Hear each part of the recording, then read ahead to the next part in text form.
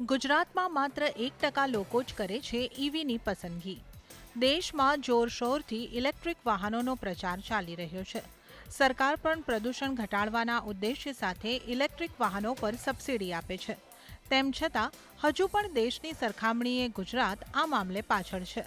વર્ષ 2024માં દેશમાં કુલ 1.87 કરોડ વાહનોનું રજીસ્ટ્રેશન કરાયું હતું, જેમાંથી માત્ર 2.30 લાખ જ ઇલેક્ટ્રિક વાહનો હતા.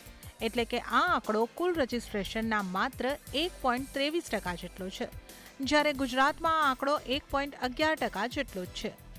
રોડ ટ્રાન્સપોર્ટ અને હાઇવે મંત્રાલયના આંકડા મુજબ વર્ષ 2024માં ગુજરાતમાં કુલ 13,07,710 વાહનોનું રજીસ્ટ્રેશન કરાયું હતું, જેમાંથી માત્ર 14,575 ઇલેક્ટ્રિક વાહનો હતા.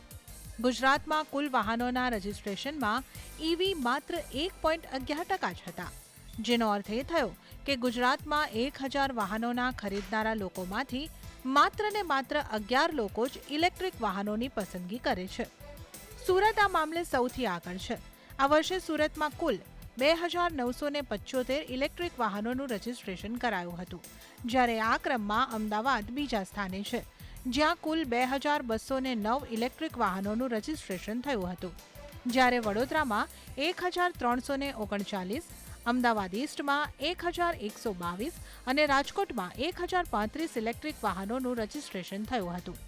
વર્ષના પહેલા ત્રિમાસિક ગાળામાં માત્ર 14 જ ઇલેક્ટ્રિક વાહનોનું રજીસ્ટ્રેશન કરાયું હતું, તો બીજા ત્રિમાસિક ગાળામાં આ આંકડો વધીને 3,505 થઈ ગયો હતો.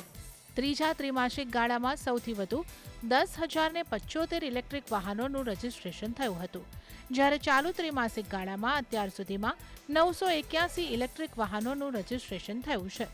આ મામલે તમારો શું મત છે? અમને નીચે કોમેન્ટ સેક્શનમાં જરૂર જણાવો. વધુ સમાચારો અને અપડેટ્સ માટે જોતા રહો CNBC બજાર.